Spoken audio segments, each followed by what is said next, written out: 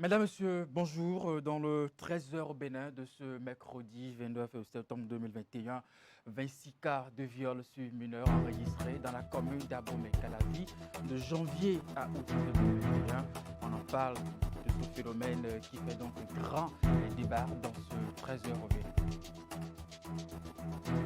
Il s'agit d'un bruit respiratoire qui survient pendant le sommeil et qui, vous le savez très bien, dispose de plus d'un. Est-ce une maladie ou un dysfonctionnement de l'organisme? Le ronflement, c'est ce dont il sera question dans un instant. La zone économique et spéciale de Glodibé prend corps. Nous avons suivi pour vous, à travers une petite visite, l'évolution des travaux sur le périmètre de sa mise en œuvre. Mesdames, Messieurs, à nouveau, bonjour et merci de prendre le rendez-vous de cette édition. Les chiffres font froid dans le dos. Le phénomène fait grand débat ces derniers jours. Les violences sexuelles et les viols sur mineurs dans la commune d'Abomey-Calavi. Les données dont dispose le centre de promotion sociale sont allaitantes. De janvier au mois d'août 2021, 26 cas ont été enregistrés dans la seule commune. Une situation assez inquiétante qui interpelle le plus des acteurs. La rédaction de Canal 3 Bénin y consacre un grand dossier de la responsabilité de l'État, des parents, de nos cadres d'éducation, de notre législation en matière de lutte contre ce phénomène que vous allez suivre de façon périodique dans nos éditions de 13h. Mais tout à l'heure, nous ferons l'état des lieux avec Idrissou Boukari et Eder Roubaix. Les chiffres ne sont pas bons et les statistiques mettent les parents en état d'alerte. Voici le tableau que présente la commune d'Abomey-Calavi dans le département de l'Atlantique. En seulement 8 mois, 26 cas de violences sexuelles dont 24 viols sur mineurs ont été enregistrés, soit environ 3 à 4 cas par mois. Sur la liste des victimes, on découvre une fillette de 6 ans. Ces données accablantes ont été collectées par le centre de promotion sociale de la commune d'Abomey-Calavi. Bathilde Akpado est chargée de la section pour la promotion de la famille, de l'enfance et du genre. Elle nous en parle. Déjà, je l'ai dit, ça fait froid dans le dos. Parce que quand, en tant qu'acteur de protection de l'enfant, vous recevez un parent ou une tierce personne ou toute autre personne qui a été au contact ou au courant d'une question d'abus sexuel sur mineur, déjà, ça déclenche en vous beaucoup de choses. La commune la plus peuplée du Bénin détient la palme d'or dans la discipline. Elle est considérée comme l'une des zones rouges en matière de violence sexuelle, ce qui donne du fil à retordre aux acteurs militants pour la protection de la femme et de l'enfant. Les actions du centre de promotion sociale d'Abomey-Calavi au profit des victimes se situent à plusieurs niveaux. En même temps que les autres acteurs de protection de l'enfant, la santé, la police républicaine, le psychologue, tout et tout, ils sont en train de mettre en place leurs interventions. Nous sommes là pour coordonner et apporter ce qu'il faut pour quand même offrir tout ce qui est paquet global d'intervention à la victime. Maintenant, selon son statut, si c'est quelqu'un qui est dans le système scolaire, il faut tout faire pour que, si c'est en pleine année, la fille ne perde pas l'année scolaire. Si c'est pendant les vacances, comment faire pour l'accompagner à se réinsérer? Autant d'actions pour redonner à la victime sa dignité et son droit de vie dans la société. Dans la montée de ce phénomène, le scientifique lui y voit plusieurs déterminants qui favorisent les violences sexuelles. Les filles sortent sans aucune permission. Vous les voyez en bande se balader et aller s'asseoir dans des débits de boissons, ou bien être en groupe pour rendre visite à tel copain ou bien à tel frère d'un ami, et qu'il y a un réseautage qui est créé autour de ça. Donc, les filles elles-mêmes, de façon précoce, elles vivent ce que j'appelle les fantasmes sexuels, qui sont davantage motivés à partir de tout ce que la médiatisation est en train de faire aujourd'hui, d'une part, et de tout ce que les groupes d'amis sont en train de faire. Donc, ces deux variables sont des variables qui constituent ce que j'appelle les déterminants aller à l'acte sexuel. Mais aller à l'acte sexuel, elles sont dans une certaine naïveté totale. Et l'autre chose, c'est que les filles d'aujourd'hui ne font vraiment dépenser les hommes. Oui, c'est la dimension économique de leurs actes. La sensibilité du sujet touche les autorités au sommet de l'État. La ministre des Affaires sociales et de la microfinance suit de très près la situation d'Abomey Calavi. Au-delà des dispositions existantes, le gouvernement veut renforcer l'arsenal juridique pour mieux traquer les auteurs de ces actes. Il s'agit du projet de loi portant mesures spéciales de répression des infractions commises à raison du genre et la protection de la femme en République du Bénin. Le projet de loi qui sera bientôt au Parlement. Le jeudi 23 septembre 2021, le chef de l'État et les membres de son gouvernement ont échangé avec les députés sur le sens de cette démarche.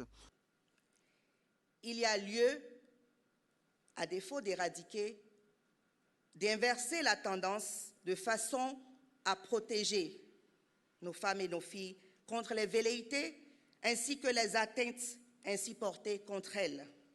La promotion de la femme et la sauvegarde de ses droits reste un combat de longue haleine et Abomey Calavi ne facilite pas les choses. Pour une lutte efficace, les parents sont appelés à jouer pleinement leur partition pour inverser la tendance.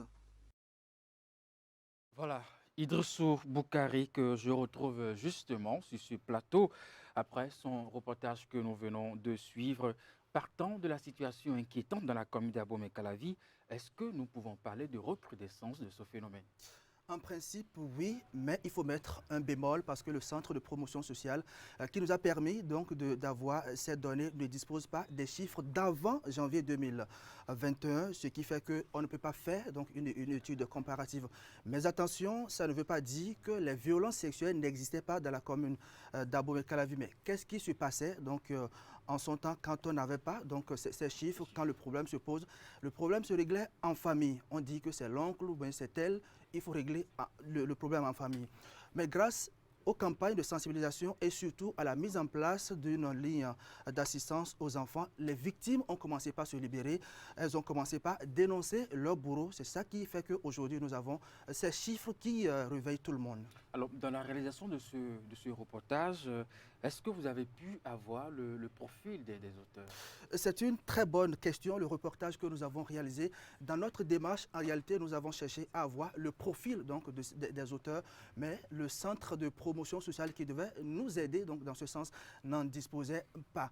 Parce que quand vous prenez la situation d'Abomey Calavi, les auteurs donc, de ces 26 cas de violences sexuelles, tous n'ont pas été appréhendés. C'est vrai qu'il y a quelques-uns qui ont été présentés au procureur et placés sous mandat de dépôt. Mais ce qui est très important à retenir, c'est que ces auteurs sont des gens connus, ce sont des gens qui connaissent bien l'existence de la loi qui réprime donc, ce phénomène. Et ce qui est encore plus inquiétant, Eric, c'est que dans le lot, nous avons des cas d'inceste. Ça veut dire des gens qui couchent, excusez-moi le terme, avec leurs enfants, leurs propres filles. Nous avons trouvé la situation vraiment très inquiétante. Et puis, nous avons constaté également que les victimes vivent dans le même environnement que leurs bourreaux.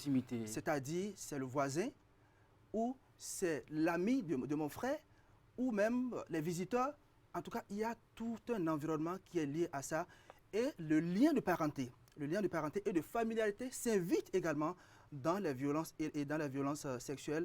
Et quand on veut faire un travail, il faut vraiment se pencher sur ces volets. Alors, vous parlez un instant de lien de parenté. À quel niveau se situe la responsabilité des parents? C'est vrai qu'on va y consacrer un autre élément, y revenir de plus ample, mais selon votre avis, le niveau de responsabilité des parents? Le niveau de responsabilité des parents, il faut dire que la responsabilité des parents est totalement engagée. Eric, est-ce que vous pouvez imaginer qu'il y a des parents qui empêchent leurs filles à témoigner, qui empêchent leurs filles victimes de viol à dénoncer les bourreaux? Je pense qu'à un certain niveau, il y a de la complicité avec les parents. Il faut, dans l'éducation, il faut mieux protéger désormais les filles. Vous pensez que l'État doit jouer un rôle à ce niveau? L'État joue déjà pleinement son rôle à ce niveau. Quand vous prenez par exemple, j'en ai parlé dans le reportage donc, qui vient de passer, l'élaboration du projet de loi portant mesures spéciales de répression des infractions à raison de genre et la protection donc, de la famille, c'est une loi qui donne désormais la possibilité à la criette d'intervenir dans les cas de viol. Et quand on parle de criette, Eric, vous savez ce que ça veut dire, c'est la truie. Désormais, je pense que la lutte va être farouche et il nous revient à nous, acteurs des médias, d'accompagner le gouvernement, les ONG et tous les autres militants qui travaillent pour la protection des enfants. Alors rapidement, que pensez-vous de l'assistance qu'on doit apporter aux victimes? Alors, dans le reportage, vous avez suivi la responsable chargée de la section enfance, famille et gens. Il y a tout un plan d'assistance donc aux victimes efficace, mais qui dépend du métier ou du profil de la victime. Quand vous êtes par exemple élève, le plan n'est pas le même que si vous êtes couturier ou autre. Dans tous les cas, quel que soit le niveau ou l'efficacité de l'assistance, les séquelles restent. Le traumatisme, quand on parle de viol, le traumatisme reste et on traîne ça toute sa vie. En tout cas, c'est un grand dossier qui intéresse la rédaction de Canal 3 Bénin, je le disais tantôt. On va y consacrer donc plus de temps et aborder différents aspects de la responsabilité des parents, de l'État, bien entendu, de nos cadres d'éducation, l'école, le collège, l'université aussi, et puis de notre législation en matière de lutte contre ce phénomène que vous allez suivre justement dans nos récentes éditions. Je reste avec vous pour poursuivre cette édition. Nous allons parler à présent, ou bien peut-être faire une immersion dans le monde sanitaire pour parler de ronflement. Il s'agit d'un bruit respiratoire qui survient pendant le sommeil et qui, comme vous le savez très bien, indispose plus d'un. Est-ce une maladie ou un dysfonctionnement de l'organisme? Qu'est-ce qui cause justement ce bruit parfois intense sur certains sujets? Comment peut-on le traiter? Élément de réponse dans ce reportage. Quand une personne est en train de ronfler à côté de moi, je ne peux pas dormir. C'est clair que nul ne peut supporter longtemps ce bruit intense qu'émettent certains pendant le sommeil et la majorité des citoyens rencontrés dans la ville de Cotonou n'ont pas hésité à le confirmer. Si d'aucuns se réservent d'en parler aux concernés au risque de les indisposer, d'autres par contre n'arrivent pas à se retenir.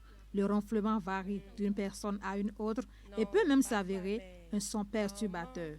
Par exemple, ma maman, si elle travaille beaucoup dans la journée, elle gonfle, mais ce n'est pas dans ses habitudes. Je ne sais. Et j'ai encore un oncle, lui-même là, il fait parce que l'oncle il est gros. Moi, je ne sais pas si c'est la fatigue ou bien c'est une maladie dans le corps.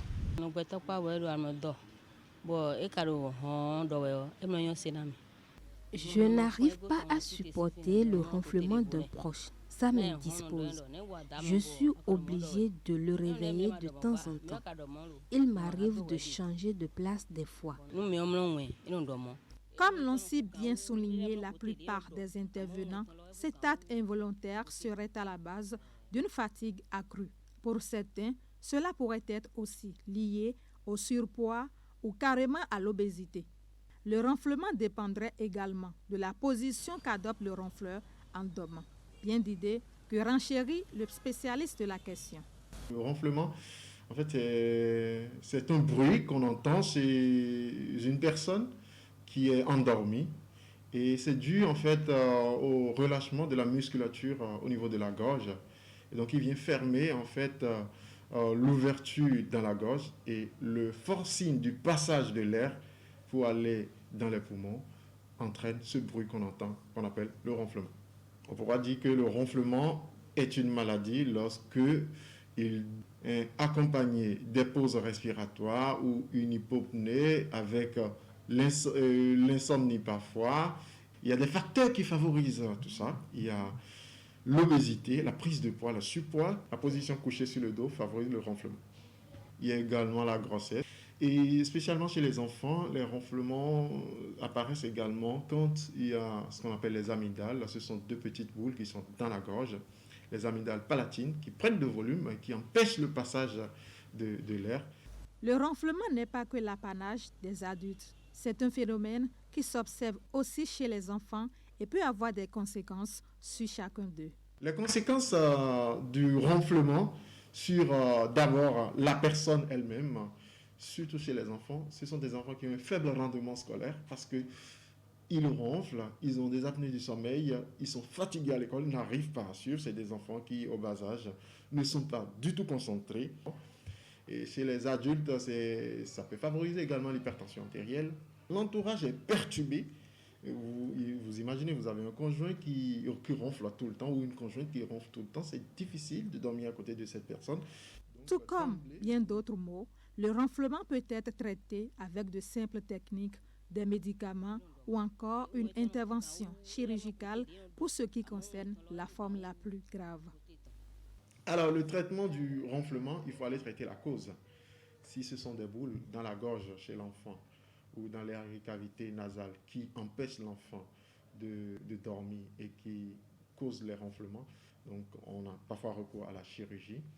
Alors, si c'est un adulte qui ronfle et on constate qu'il y a une forte relaxation des muscles et donc la personne n'arrive pas à mieux respirer, on utilise des techniques orthopédiques, notamment des orthèses. Les orthèses, ce sont des dispositifs qu'on place dans la bouche pour pouvoir libérer la gorge correctement. Il importe de préciser qu'en perturbant la respiration, le ronflement impacte négativement le cœur et peut à terme augmenter le risque d'arrêt cardiaque et d'accident vasculaire cérébral. Ne pas reconnaître que l'on ronfle en vue de se soigner est bien une manière de vivre en insécurité sanitaire.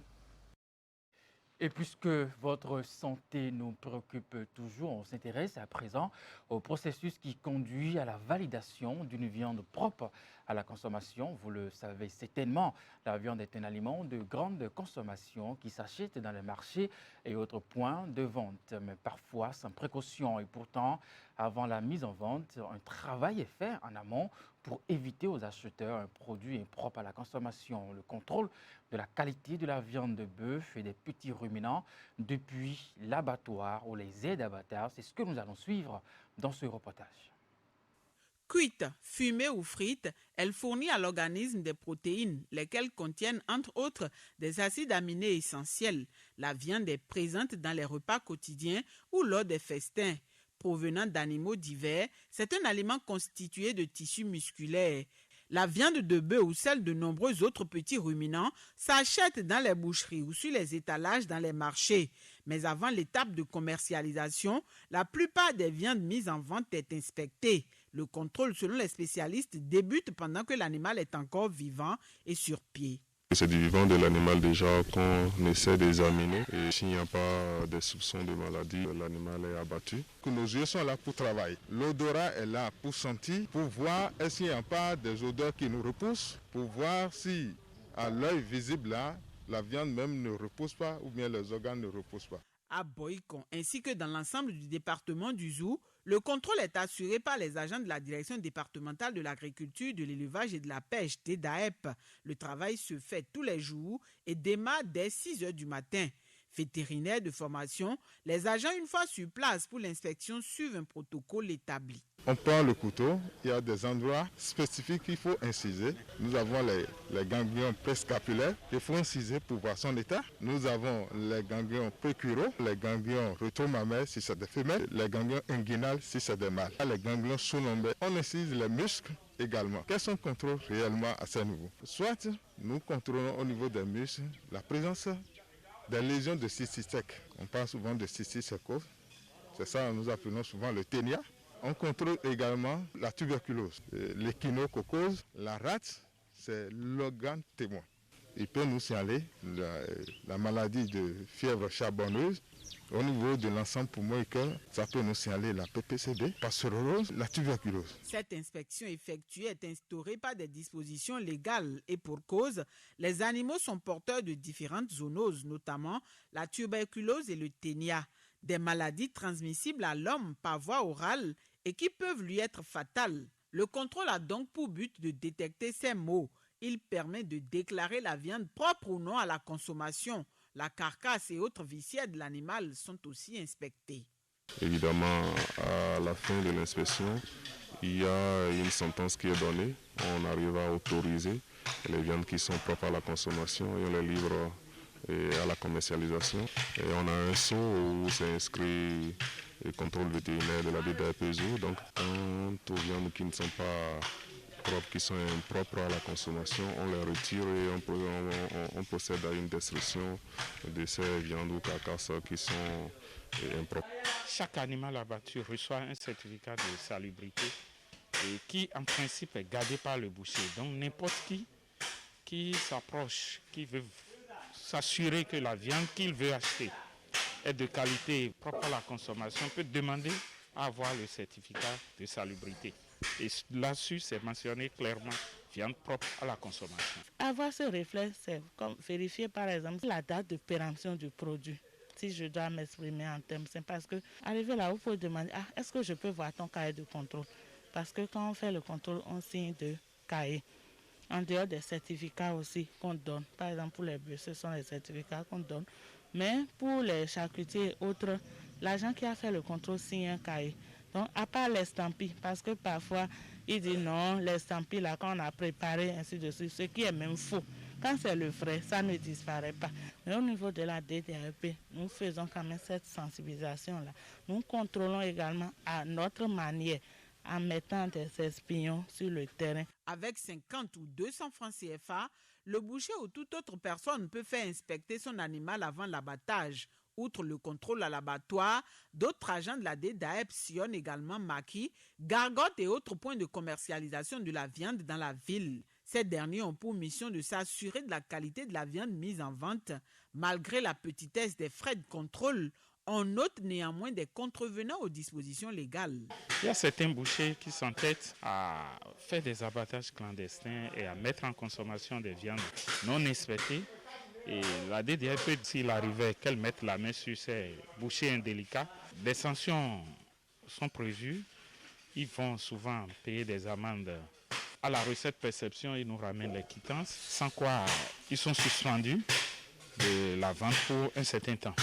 Et il y a des sanctions pénales. Cette année, une viande impropre à la consommation a été dénaturée, enterrée et après a été déterrée. Et une partie a disparu. On a eu l'information, on a confié à la police républicaine qui nous a aidés à faire la procédure jusqu'à aller au tribunal où les indélicats se sont retrouvés en prison. L'aire d'abattage de Boycon est située en retrait pour des raisons d'ordre environnemental. L'espace est dépourvu d'infrastructures adéquates. L'eau, principal élément utilisé par les usagers, est aussi absente.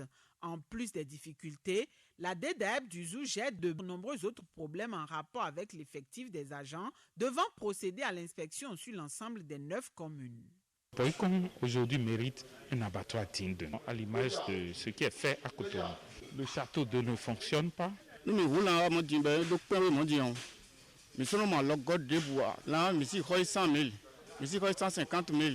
Et de là, et d'un pétrole, et d'un na ouvert métal. Là, on aussi une copine de finalement, et mon ouais, ben à l'autre donc perdre dans question, on se gomme na wanu mion. Et nous na le voyons, et nous domi à home. Vera so me fini ouais, si no de ami fi. Bidon mi so wo je si wa chona wa so. E no gudo. E ti di opete no mi no ho ne no komi do mi so. Fra no se ne ho ha me. E na wo gon de wo a su je we do de da gon su je we. Ce que nous allons dire en matière de difficultés majeures, c'est l'insuffisance d'argent. Mais ça, c'est un problème qui est national. Et bon, nous avons l'espoir que le gouvernement, avec le ministère de l'Agriculture et la fonction publique, vont recruter d'ici là des agents pour accompagner les directions départementales dans le travail qui leur incombe. Il y a également les TIC qui sont mis à contribution pour mieux gérer aussi aujourd'hui à défaut d'argent. Puisque par exemple à la DDAEP, nous sommes en train de travailler avec l'appui d'un projet programme pour installer une base de données, mettre à la disposition de tous les agents de contrôle des smartphones. Donc, même si nous sommes ici et qu'un agent fait le contrôle à Wenki, il peut déjà nous remonter les informations. Méconnu d'un grand nombre de personnes, le contrôle de qualité effectué par les agents vétérinaires de la DDAEP vise à assurer la sécurité alimentaire. Cette inspection protège aussi bien le boucher que les populations consommatrices pour les cérémonies privées, familiales, pique-niques et autres. Il est judicieux, voire raisonnable, conseillent les spécialistes, de faire contrôler la viande à consommer. Nous sommes à la deuxième semaine de la rentrée scolaire 2021-2022. Apprenants et enseignants ont déjà démarré les activités pédagogiques et les parents d'élèves, quant à eux, se sont acquittés d'une partie de leurs devoirs. Les uns ont inscrit leurs enfants dans les écoles publiques et les autres dans les écoles privées. Mais quels sont les facteurs qui déterminent le choix à la veille de la rentrée scolaire? La rentrée scolaire rime avec achat de fournitures. Par ailleurs, les parents d'élèves sont appelés à inscrire ou réinscrire leurs enfants dans une école qui les convient. Un établissement public ou privé, plusieurs facteurs déterminent le choix. Regard croisé de 2 parents d'élèves sur les motivations. Je me suis dit que dans le privé, les enfants sont bien suivis. Il y a souvent donc des interrogations, il y a des devoirs et ça me permet à la maison donc de suivre les notes que mes enfants reçoivent et voir comment il faut corriger. On a mis là-bas où on doit mettre pour que les directeurs, les surveillants, les censeurs et les professeurs qui conduisent nos enfants soient beaucoup plus sérieux, sans avoir la carotte ou le bâton derrière eux. À travers votre micro, vous allez remercier Patrice Talon. Pour moi, personnellement, aujourd'hui, quand tu n'as pas le résultat, on te dégomme. Depuis quelques années, le gouvernement a pris le taureau par les cornes avec une thérapie de choc pour panser les plaies qui gangrènent le système éducatif béninois, de la relance des cantines scolaires à la limitation des grèves en passant par la responsabilisation des directeurs d'école et le maintien du dialogue avec les partenaires sociaux. L'école béninoise sort progressivement de sa léthargie. Du côté des directeurs d'école, la ligne de défense est également opposée. Les professeurs qui sont au public ont appris à travailler avec une certaine série dans les écoles privées et ça a été maintenant copié. Parce que quelqu'un qui fait son cours au privé avec une certaine rigueur, il ne pourra pas au public relâcher. Donc nous avons contribué, il faut que l'État le sache, nous avons contribué à conscientiser la classe enseignante. Si l'établissement travaille et faire réussir massivement les enfants, je pense que les parents ne voient plus le côté financier pour inscrire. Ils inscrivent seulement parce qu'ils ont confiance dans ces établissements. Depuis quelques années, les parents d'élèves affluent dans les établissements publics parce qu'ils ont compris avec les nouvelles réformes que tout a changé.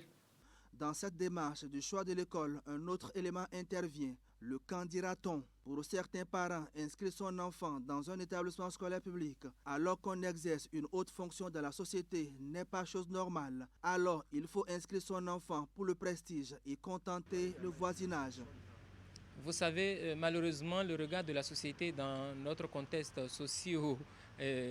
culturel africain, ce regard-là compte et pèse parfois pour beaucoup. Mais en réalité, je pense que les parents ne devraient pas véritablement tenir compte de cet aspect parce que c'est leur enfant, c'est leur progéniture.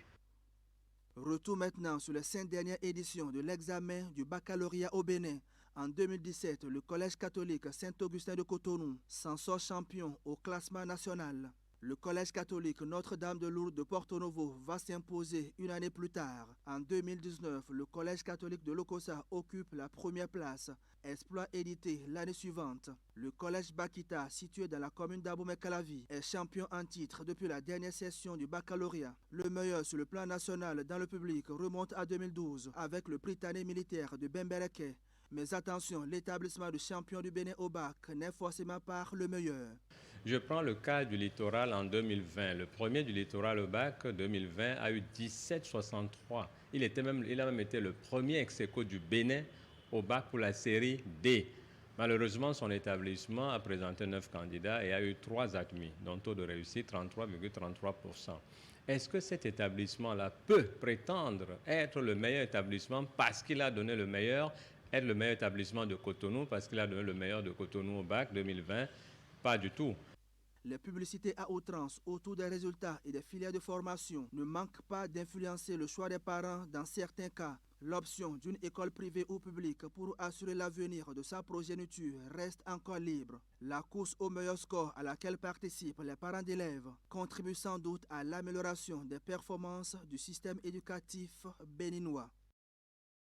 Tout autre sujet à aborder dans cette édition, à présent une petite visite de l'autorité ministérielle du plan et du développement chargé de la coordination de l'action gouvernementale sur le périmètre de la zone économique et spéciale à Glodjibé. L'objectif de cette descente sur le terrain, s'enquérir du niveau d'avancement des travaux et donner un coup d'accélérateur du projet. Abdoulaye Biotchane à Glodjibé.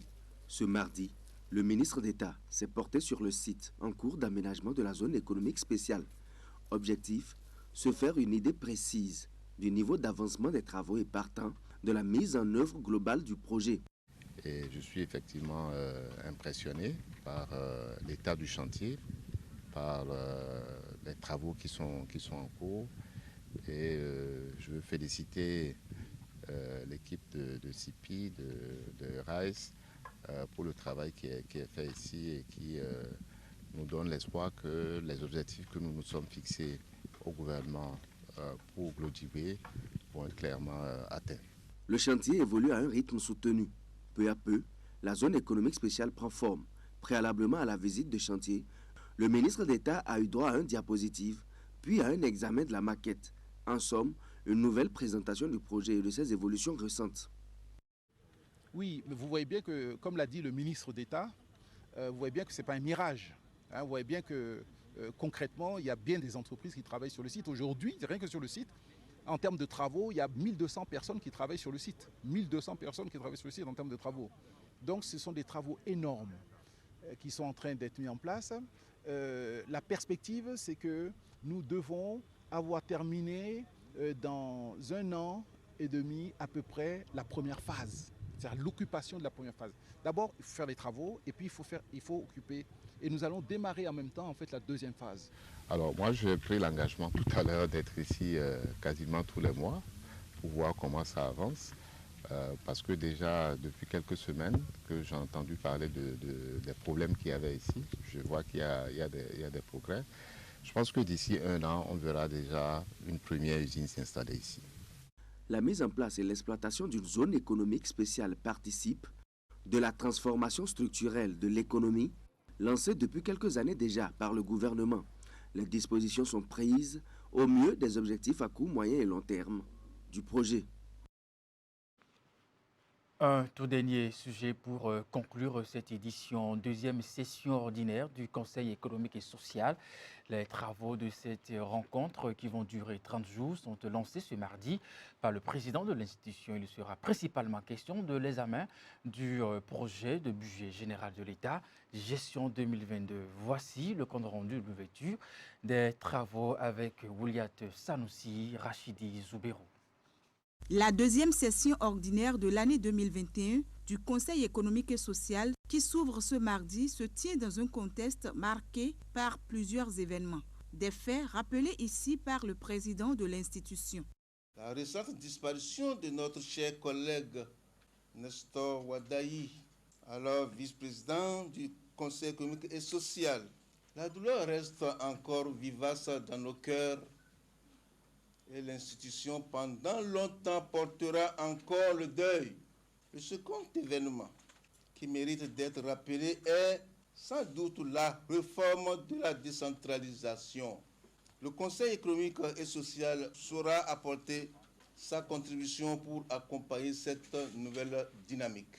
L'autre actualité qui a beaucoup cristallisé l'attention des Béninois ces derniers jours, sans conteste l'audience accordée par le chef de l'État, le président Patrice Talon, à son prédécesseur.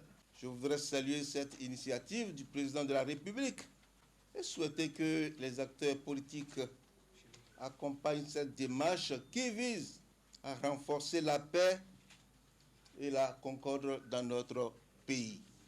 Au cours de ces assises, il sera essentiellement question de l'étude du projet de budget de l'État gestion 2022. Un budget qui devrait prendre en compte la conjoncture économique mondiale causée par la pandémie de Covid-19. Les présentes assises seront l'occasion pour nous d'étudier le projet du budget général de l'État gestion 2022 qui nous parviendra sans nul doute dans les jours à venir. Dans cette perspective, des travaux seront organisés aussi bien en commission qu'en assemblée plénière aux fins d'appropriation tant des orientations budgétaires de 2022 que du contenu du projet de budget lui-même. Ensuite, suivra un débat préliminaire sur le contenu du projet avant sa présentation au Conseil par le ministre d'État de l'économie et des finances. D'autres sujets tels que le séminaire sur le tourisme que le CES avait prévu organiser lors de la précédente session, reportés pour cette session en raison du deuil, et des questions d'autosaisine seront également débattues. Les conseillers sont conscients du travail à abattre. Je crois que c'est un calendrier bien garni pour permettre au Conseil de la République de se prononcer sur les sujets phares qui peuvent aider notre économie, qui peuvent aider le social, qui peuvent aider l'État central à réussir sa mission.